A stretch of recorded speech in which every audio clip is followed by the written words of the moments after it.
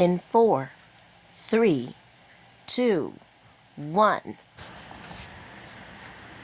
Megan, welcome to the IAG bonus footage and episode trailers. Part 1. Megan, you didn't think I was gonna just roll over and not pay attention to the fact that you had your classroom in the living room the other day, right? That was great, because that classroom that they're currently in is very cluttered, on borderline hoarding. I'm commenting to you directly. I don't care about your haters. I don't care about my haters. I don't care about any of that. Aren't you tired of living this untruth?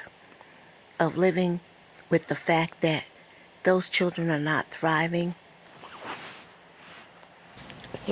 in their education?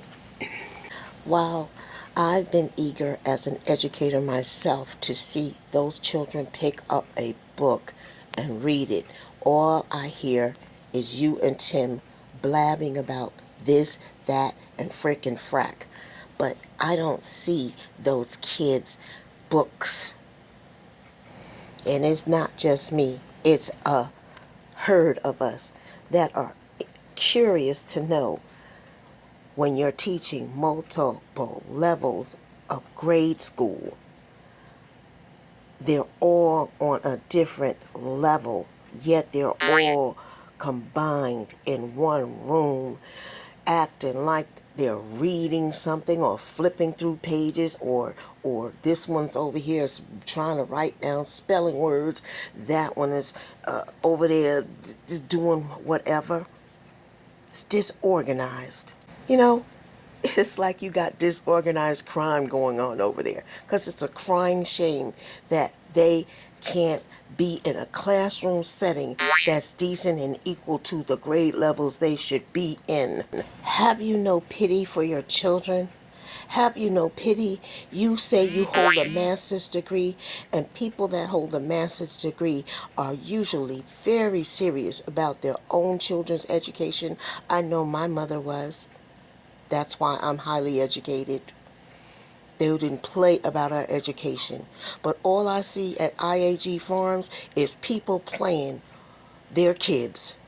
If you're not playing your kids to make them go out there and work and not earn a living because you making them work like adults, then you preying on them in the classroom and not bringing them up to speed in the level and grades in which they belong in. Then you got their daddy in the background, follow line with a camera at all times. You put this on the internet, and then your little haters and minions come over to our section complaining. No, I'm complaining to you today. They come over to the reaction channels saying, why are you being mean to them? No, we're concerned. Parents, we're concerned. Advocates, we're concerned. Christians, we are concerned, sweetheart. Concerned citizens, concerned law enforcement, and most of all, I have over here mostly concerned teachers.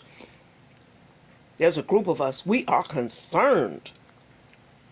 We are very alarmed at the fact that those children have not read a book. That you all are so proud of this and that and a third. Sister, they're proud of steak. Not one time have any of us teachers seen your children read a book.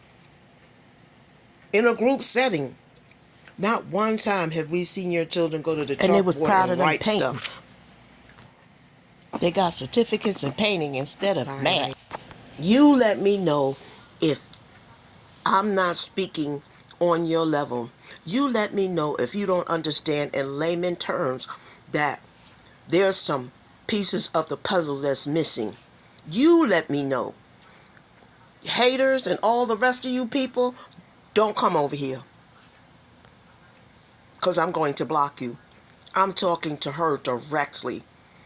As a mother, as a grandmother, and as an educator, I want to know, can you change the course of direction you're going in for those boys? Short story. When I was growing up as a young girl, my father once told my mother that I didn't need that much of an education because all I was going to do was have babies and be barefoot and pregnant. Devil is a lie. My mother, God rest her soul, who was an English major such as yourself, turned around with the quickness and said, not my daughter.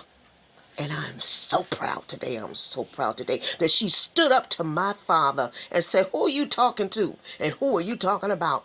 Well, my daughter is going to be book smart and she's going to be wise beyond her days. My daughter is not going to depend on a man to buy her a pair of drawers. And I was shocked.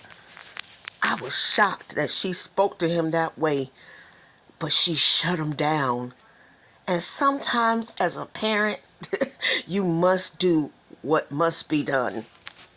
I'm not going to drop all these pearls of wisdom to you all at one time, but you are definitely muted, and you definitely need to unmute yourself. Unmute yourself not for you, but for Noah, Tim Jr., Titus, and definitely Benjamin. Benjamin was screaming the other day because he really is trying to communicate something very important to you. And y'all just Yeah, the brushed him cutie off. baby. He's just a You gotta baby. stop brushing your children off. I love how your viewers admire this family for whatever it's worth. But I would love for your viewership to return to what it was. Whatever it would take, you can make that great again. But in the interim, I really, really, really, really hope that when Jesus speaks to you, because you often mention how Jesus speaks to you, Tim often mentions how Jesus speaks to him, and I know that Jesus would want your children to be highly educated, because in this world we live in, you all as parents will not be here forever. You won't. None of us will. So we have to equip our children with every wherewithal that we need to in case of our absence. Yes? We don't know how long we're going to be here. And if something were to happen to you and to Tim, those children need to know how to make it do what it do. Right? In other words, the more they know and the more educated they are, the more they can wheel and deal with what they'll have to deal with on the outside world in the event that you two are not able to. Again, I'm speaking to you as a mother and a grandmother. I love my grandchildren and I love my children. And I know you as a mother love your children. I know you do. And our human eyes don't have to see that. But you got to remember, when you come and display your life online, you are reaching thousands and thousands of people. And if something looks amiss, expect comments. Have a blessed, blessed day.